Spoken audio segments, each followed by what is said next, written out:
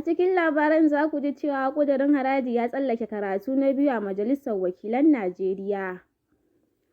Ƙungiyar ƙwadago ta nemi 'yan Najeriya su ƙauracewa kamfanonin sadarwa. Daga ƙetare kuma ƙasar Saudiyya ta sauya dokokin mallakar biza domin samun izinin shiga da zama a ƙasar. Mai sauraro Assalamu alaikum, yau muna Laraba 13 ga watan Sha'aban na shekarar 1446 bayan hijirar fiyayyen halitta Annabi Muhammadu sallallahu alaihi wasallama daga garin Makka zuwa Madina. Daidai kenan da 12 ga watan Fabrairun 2025. Kanin labaran aka saurara, yanzu kuwa sai a gyara zama don jin cikakkunsu tare da ni Fatima Muktar na Ɗanbatta.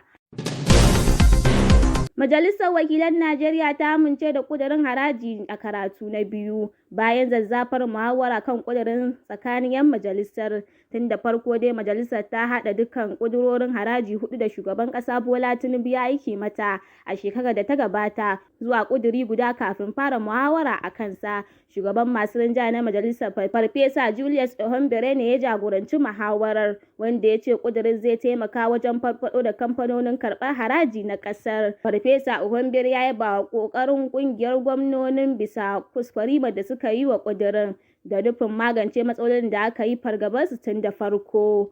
Ƙudurin harajin ya haifar da zazzafar muhawara tsakanin 'yan ƙasar, musamman waɗanda suka fito daga yankin arewacin ƙasar, inda suka rika zargin cewa sabbin ƙudurin zai cutar da yankin. A farkon wannan shekarar ne ƙungiyar gwamnonin ƙasar suka amince da ƙudurin bayan sun yi masa kwaskwarima dangane da yadda za a raba harajin VAT. A nan kuma babban layin lantarki na Najeriya ya samu wata matsala, lamarin da ya haifar da ɗaukewar lantarki a wasu sassan ƙasar. Cikin wata sanarwa da kamfanin rarraba wuta lantarki na birnin Abuja ya fitar a shafinsa na X, ya ce matsalar ta faru ne da misalin karfe 11:34 na safe. Sai dai kamfanin ya ce masu ruwa da tsaki na aiki tukuru domin maido da wutar.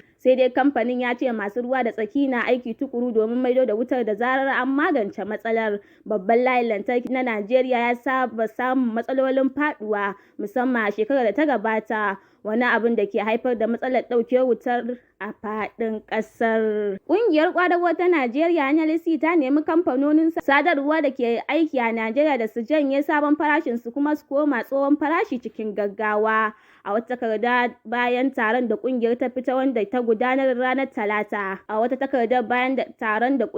Ranar Talatan nan a birnin Lokoja na jihar Kogi, NLC ta ɗauki wasu matakai guda 7 kan lamarin kamar haka: janye ƙarin farashi da koma tsohon farashi har zuwa lokacin da kwamiti da ƙungiyar ta kafa ya kammala gudanar da bincike. Ƙungiyar ta buƙaci ma'aikatan Najeriya da sauran 'yan ƙasa da su ƙauracewa kiran waya ko amfani da datar kamfanonin MTN da Airtel da Glo a kowace rana daga karfe 11 na safe zuwa karfe 2 na rana na kowace rana har zuwa ƙarshen watan Fabrairu. Ta umarci 'yan Najeriya da su daina sayan data daga kamfanonin. Ƙungiyar na buƙatar kamfanoni su dawo da Najeriya kuɗaɗen da suka kwashe wa 'yan ƙasar. Ƙungiyar za ta jagoranci rufe ayyukan kamfanoni ranar 1 ga watan Maris idan dai har ba su janye sabon ƙarin da suka yi ba har zuwa ƙarshen watan Fabrairu. A nan kuma babban kotun Abuja ta yi watsi da buƙatar belin da lauyoyin tsohon shugaban hukumar inshorar lafiya ta Najeriya Farfesa Usman Yusuf. Hukumar EFCC mai yaƙi da rashawa ce dai ta gurfanar da farfesan bisa zargin bayar da kwangila ba bisa ƙa'ida ba a lokacin da yake jan ragamar hukumar. Kama tsohon shugaban hukumar inshorar ya haifar da zazzafar muhawara a ƙasar, inda wasu ke zargin bita da ƙulli ne. A yanzu dai kotu ta ɗage sauraron buƙatar belin har zuwa 27 ga watan Fabrairun da muke ciki. Daga ƙetare kuwa ƙasar Saudiyya ta sauya dokokin mallakar biza domin samun izinin shiga da zama a ƙasar, wanda hakan zai shafi Najeriya da wasu ƙasashen Afirka.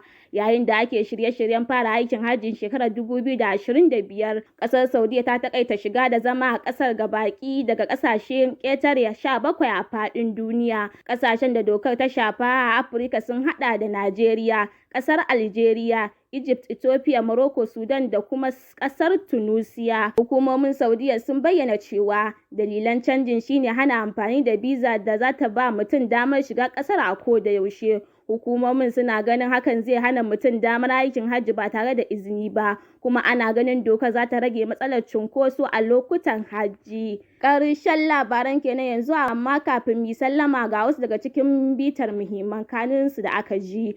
An ji cewa ƙudurin haraji ya tsallake karatu na biyu a Majalisar Wakilan Najeriya.